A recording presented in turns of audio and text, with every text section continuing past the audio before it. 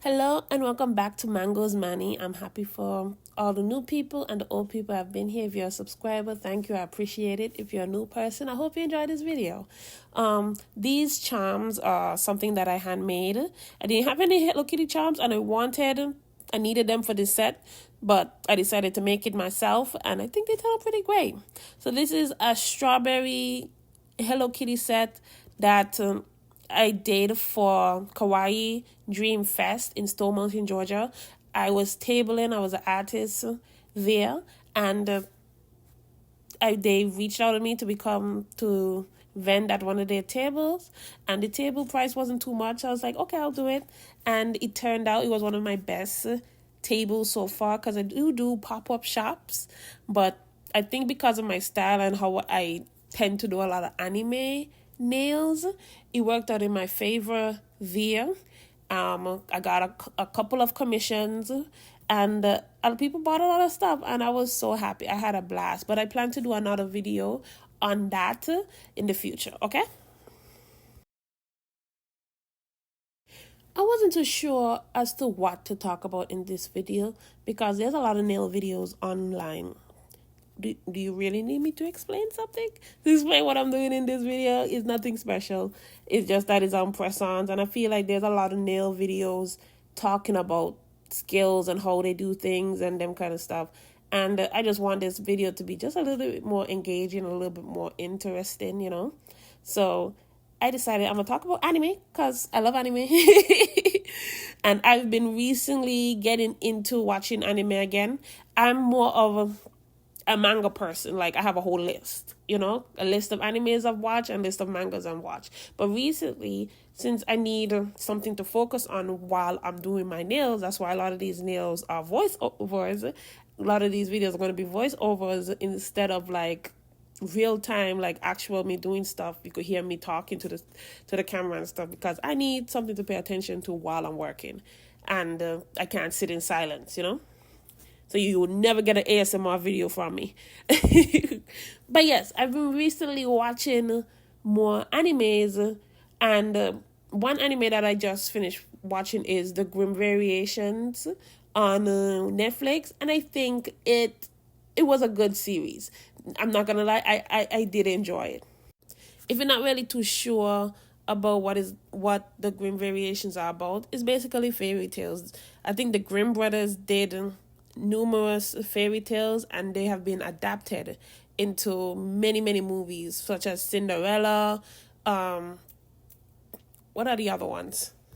Rapunzel, Little Red Riding Hood, and this is short anthology because that's what it was. It was an anthology, and they took, I don't know if they used different studios. Some of the animations look different in style, but it was an anthology, and each of the 6 episodes, was it? Yes, it was 6 episodes. So they had Cinderella, Little Red Riding Hood, Hansel and Gretel, the Elves and the Shoemaker, the Tongues Musicians of Bremen, and the Pied Piper of Harlem. I hope I pronounced those words right. But yes, I think out of all of them, my favorite was Hansel and Gretel. I like the whole concept of futuristic, doomsday, apocalyptic storyline. And it takes you for a little twist because you're thinking, I hope I'm not spoiling this for anybody. If I am, spoiler alert, you know? I personally don't mind spoilers, but some people do. But I'm going to let you know now. Spoiler alert, mute the video if you don't want to hear what I'm saying. And not turn it off, mute it. I still need the video. But, yes, Hansel and Gretel were in this, what's it called? Orphanage. And they have mother and father, and they take care of them and a bunch of other kids. And throughout the story, it just seems like mother and father is always looming and watching, and it's never for a good intention. At least that's what it came off as, you know? It gave more of, what's that anime that came out? It gave more of Promise Neverland than people who have good intentions for these kids, right? And then Hansel and Gretel got punished and they were put out in the woods. I'm like, what kind of good parents put people out in the woods? But anyways, So they stumble upon this house and they met a lady, and she basically told them things are not as they seemed, and eventually moves on, and Hansel and Gretel finds this portal that goes into a spaceship, and they recognize that they are in space. Mother chased them down like a lunatic. You would think she's trying to kill them, but she eventually sacrificed herself to save them. And the lady that they met in the woods told Hansel, you can now leave, you have passed the test, so on and so forth. And Hansel is like, wait, why is there only one part? What about Gretel? And that's when you realize Gretel is not actually there. And I just found that watching it back over, I saw all the signs. Like Hansel has white dots in his eyes. Nobody acknowledges Gretel when she's speaking. Like it was all in Hansel's head. And I was just so blown that I didn't even pick it up. My second favorite episode was Cinderella. And this has more of a twisted theme to it. You would think Cinderella is the one being abused, being the one taken advantage of. But no, Cinderella is the one that is sick in the head. And I just find that to be a nicer twist to it, you're trying to feel sorry for her, but no, she killed her dad because he got into her way. She's been poisoning her stepmother for years. She's trying to make her stepsisters look like the bad guy. I mean, she didn't really have to try real hard because they were awful to her regardless, and they had awful attitudes, but she just needed to play it up a little bit so she could always look like the victim. And the sisters were finally able to lose the grasp that Cinderella had on them when they planned out to embarrass themselves at a party in front of, I think it was a prince or a duke, whichever one it was. And they were able to escape because the duke threw them out of the family home. And they were so happy. I even rooted for them. I said, yes, you were able to go out of this treacherous place, right? But now the Duke is thinking that Cinderella is this innocent girl. He just saved his beloved. When she's looking at the prince or Duke, whatever he is, like, oh my gosh, I have my next test subject. I have something else to play with. But I don't know if that doll in the show was actually alive or she just sick in the head. But no need to worry about that, I have to say that my least favorite episode was the town musicians of Bremen. I just didn't like it because I did not know much about it. I don't really know the story. It's about a cat, dog, rooster, and a donkey. I don't think I have heard it before. And when I saw the show, it was okay. It was okay. I think the story could have been fleshed out, or it was a little bit too rushed to me. But overall, it was an okay episode. This series very much remind me of Love, Death, and Robot. And I think we should have more of these anthologies using different studios to make episodes and so on and so forth. It gives you a lot of variety and different takes on subjects, and I enjoyed it overall. If you haven't watched it yet, just sit down, take a couple of hours out of your time, because it's just 6 episodes, and I think each one varies in length. So just sit down, take a little watch, put it on in the background. It's a good show. I would give it that. It's definitely a good show. And please recommend me any animes you think I should watch. I've just started Rosario and Vampire. I think that's how you pronounce it. I watched it when I was a kid, and I read a couple of the mangas, but I didn't finish it, so I decided to rewatch it. And I've have some nails coming up inspired by those. So please give me your recommendations. I want to expand the type of animes I watch, but if you want to give me something that I would like and would easily gravitate to, I like feel-good animes. Such stuff like Restaurants for Another World. I like romance animes, and I like isekai and slice of life animes. But if you're like, hey, this is a great show, you should watch it, just let me know. I have no problem putting it on my list to watch. Another anime that I recently started watching is, what's it called? Bottom tier character Tomazaki. I watched both of the season one, stage two. It was really, really good. I enjoyed every single episode, and I liked the concept. I enjoyed the concept of it. Playing life as a game and trying to fit in a way that it's good for this otaku. Or you could tell it, he was like in the beginning stages of becoming an incel. Just a little PSA cut in.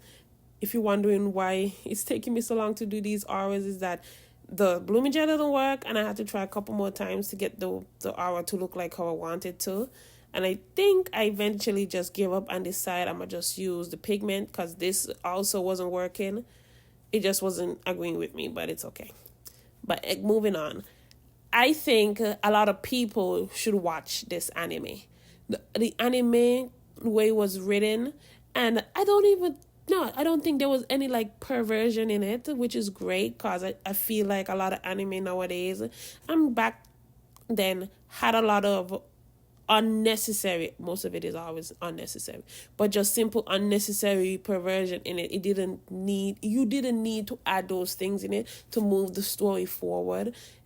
The story was good on its own, and I think they did a great job showing how this boy, who could have easily been an incel, picked himself up, made some friends, changed who he is for the better, not just to please people, but so that he can be happier in life and have people that he, love and trust. And I think it's a great anime for anybody to watch. If you are a person who's closed off to the world and think people would not want to hang out with you because you yourself think you're not normie enough, please watch this anime. It is good. Tomazaki changed for the better, and he wanted to make genuine connections with people. He decided to be very honest with himself, and even though the girl who was helping him hasn't opened up as yet, I guess in season 3 we'll see her open up more. I think that he's trying to pull that fakeness out of her that she has with the world, because she doesn't think that it's necessary to interfere in the lives of others unless they want to, or to be genuine with other people, because if you don't have a need for them, why? But I think eventually she'll break out of that shell, that fake shell, that mask she put on to perform in life, and people will get to see the real her and love her for her being genuine and honest. But for now, the anime is great. Please watch it. Please, please, please watch it. And I also love the fact that he decided that, to be honest with himself, yes, the girl was making him do stuff that, for game points, that he wasn't really comfortable with, like getting a girlfriend. He didn't just want to pick any girl to hit the goal. He wanted to make sure he actually liked this girl, that it's not just a game, but he has true feelings for her, and he wants to treat her well. And I think that's very admirable of him. It shows that he doesn't just not care about the world. He cares about people's feelings. He has made these friends and these connections, and he wants to truly value them. But honestly, I thought he would have ended up with the female lead. I like the little twist at the end. I think he actually likes the silver hair girl. I do not remember her name. I think he actually likes the silver hair girl, and I hope nothing for the best for them. I hope they don't break up, and just because the writers decide, okay, he should be with this girl now. No, let them flourish. Let them fall in love and be in love. Another anime that I just finished is Reborn as a Vending Machine. I Now Wander the Dungeon. Great anime. If you like isekais, feel good animes, and I think it was a slice of life because it's just his everyday thing, adventure animes. I enjoyed this anime a lot. I think it was so sweet, a comfort anime. It didn't have a lot of scary stuff. It wasn't raunchy. It wasn't trying too hard. So the main character died, as one does when they get isekai into a place. Truck did their thing. She has this blessing bestowed upon her from a goddess that makes her unbelievably strong. So she picks him up and takes him to the village after he gave her some food, so on and so forth. So he needs to make a way of living because the money that he makes gives him points. It gives him life force, if you would like to say that. Him running takes money from him having food, he has to pay for it, and then the people have to, it's a whole system, right? So with him being a vending machine, he can't really talk to people, but the vending machine does have words. So he has the generic, thank you for coming, hi there, those kind of stuff. And eventually the people of the town learn how to communicate with him, right? And he would bring a lot of Japanese sweets, drinks. He would help the town people out with his different vending machine mechanisms that he has. He has a regular vending machine, hot food, cold food, a water pump, a gasoline fuel. He could turn into all these different things. And eventually, the main female lead recognized that there's a soul in this thing. He's not just a regular vending machine, but he's a person. And later on in the season, they found out that if they collect coins from all the dungeon lords, they can get a wish. And she wanted to wish for him to be human, but he's kind of afraid of not being as useful as he is as a vending machine, even though he likes this girl. But suppose his usefulness disappears when he becomes a human. And I like that kind of concept, because you would think he wants to participate. He wants to actually have a conversation with these people. He wants to be able to just pick up and go with them. But he also wants to be useful for them. And he don't know how much things will change when he decides that he's going to change back to a human. But overall, it's a really cute, feel-good anime. The friendships that are made, how he helps defeat different bosses with his different vending machines that he has, how useful he is to the townspeople, to the adventurers. I think give it a watch. I think a lot of you guys would like it. Put it on in the background if you're doing something just for noise. And or if you finish watching a real intense anime, put that on. So moving on, we are going to talk about I'm Quitting Heroine. And I just recently finished this anime, and I thought it was a refreshing concept, This is not really an isekai, but is isekais. It's an adventure anime, and I like the concept of it a bit, We always get these hero animes. You get teleported to another world, and you got to help them fight the demon king, so on and so forth, become the hero, live a happy life in a world, and never go back to the place you was, right?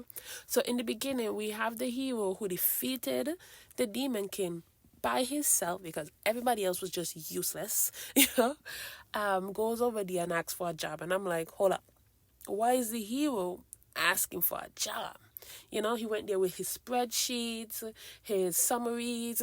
He had a whole layout to tell them how he's going to help them defeat the humans, And I I found it so funny. I was like, how did he get a spreadsheet? Where is this from? Where did he find paper? But the demon king essentially kicked him out, and he decided to get an audience with the demon king's generals. And it took a minute, but they decided that they're going to give him like a test run. But the demon king, which is a girl who's a queen, decided that she can't find out that we hired you. So you have to be incognito while you're here, you know? And while he was there, he's helping them out. He's kind of trying to figure out, getting to know each one of them. So we have the pink one. I think she's a succubus. I'm sorry, I am not the best at names. And ever since Akagame Kill, I decided I'm not learning anybody's name because nobody's going to take away my favorite characters again for me at any time in the future, you know? So I'm just going to show you pictures and hopefully you know who I'm talking about. But anyways, so yes, he started with the pink one and he was her assistant and she gave him a job to do and he executed it well. He did a great job in siphoning up her time and delegating work, which she has a problem with doing because the system that is in place, she's the only one who could use the mana because it's her energy and wavelength, and he found a way to show people how to use materials in giving her extra time to focus on different things. So he helped with that, and I think she had a problem with delegating work. She always wanted to do things for herself because she knows she could get it done properly. But him showing her how to manage and supervise and how to explain what she's doing so that she could have more time in doing stuff helped her a lot. And trusting her people because they want to help her for the betterment of their country and their people. The next person he helped was the little girl. She's just a cutie. She's just adorable.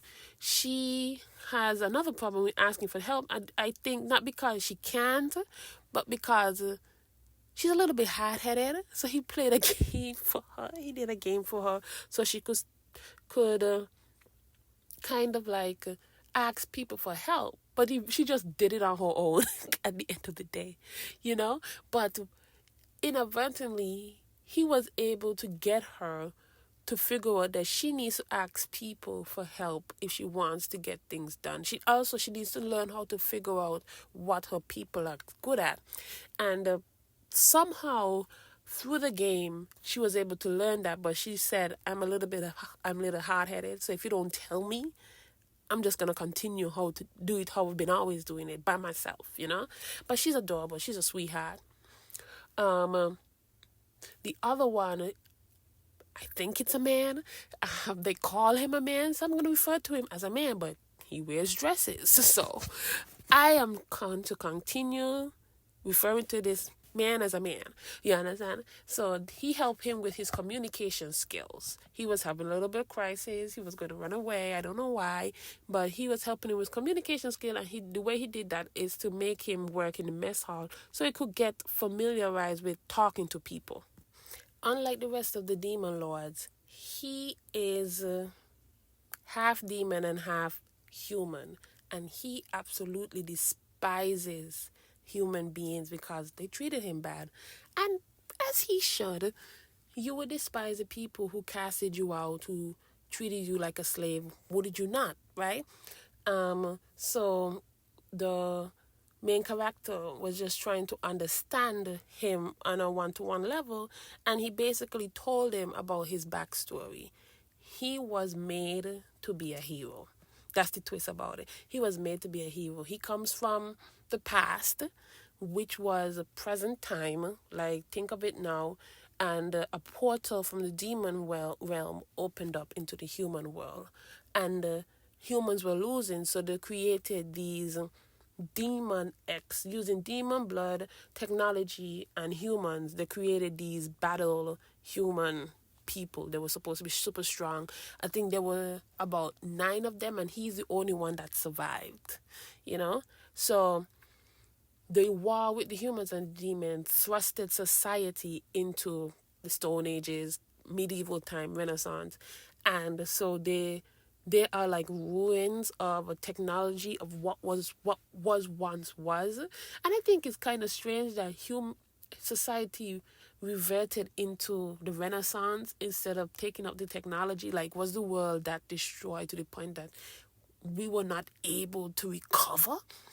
But yes, he was basically a tool to defeat the demons, and those past humans were afraid of him and casted him out. And the present humans now basically banished him because they again were afraid of him and cast him out, because how this one person could defeat all the demons? He has to be a demon himself. What if he turns on us, And you would think, okay, now he's turning on the humans to be bad. But when he told the demon king that, hey, I know what there's a next philosopher's stone is, and he takes them out to the middle of nowhere so they could have this all-out battle for him to rip out his heart.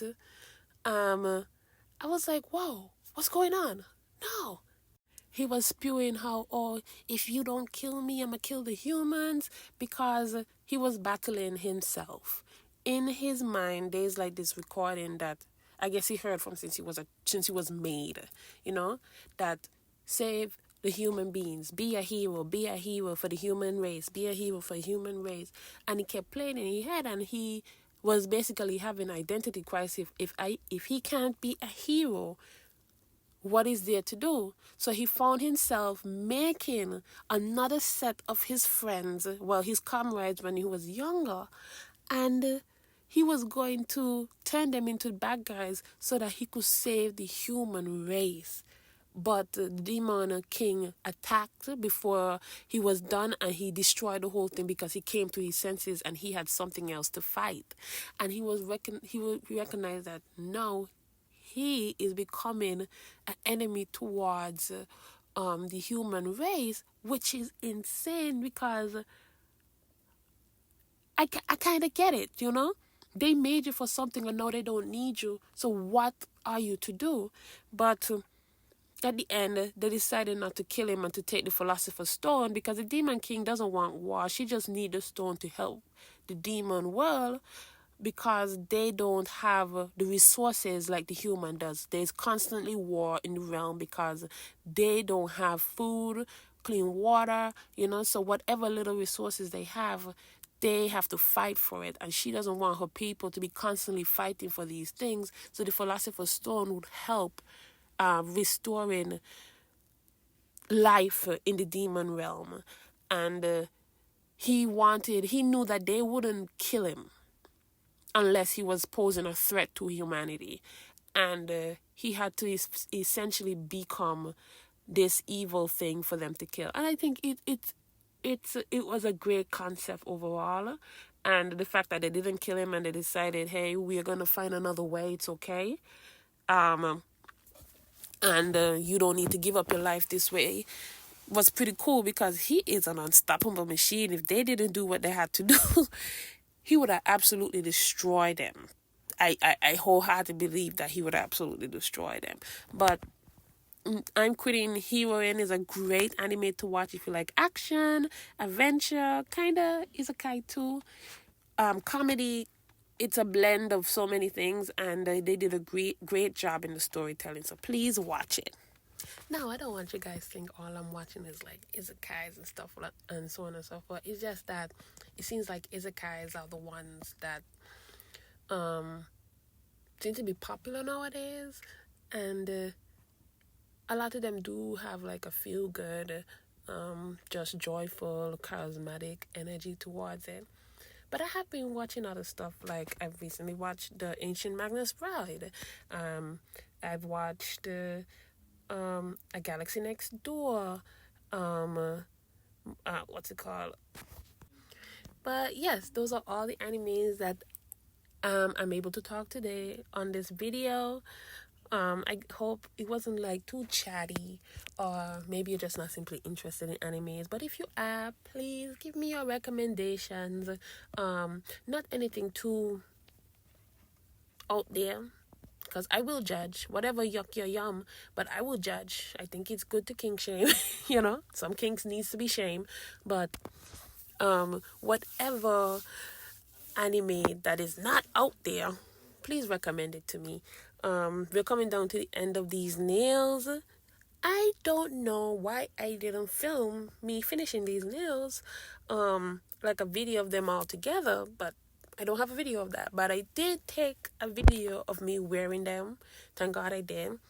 But it's in horizontal orientation. But overall, I think nails turned out great. They're very cute.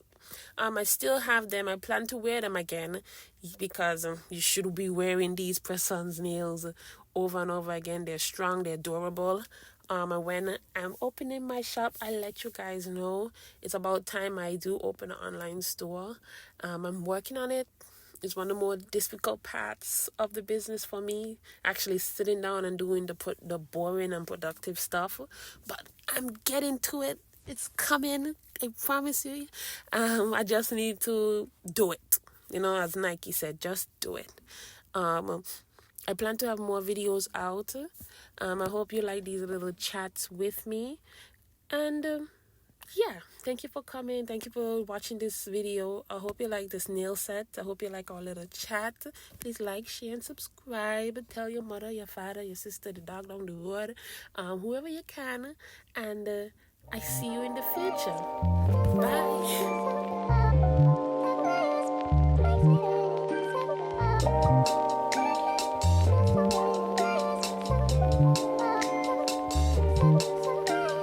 Making me hate you, probably think it's painful, but really I'm grateful. I think I've seen this before.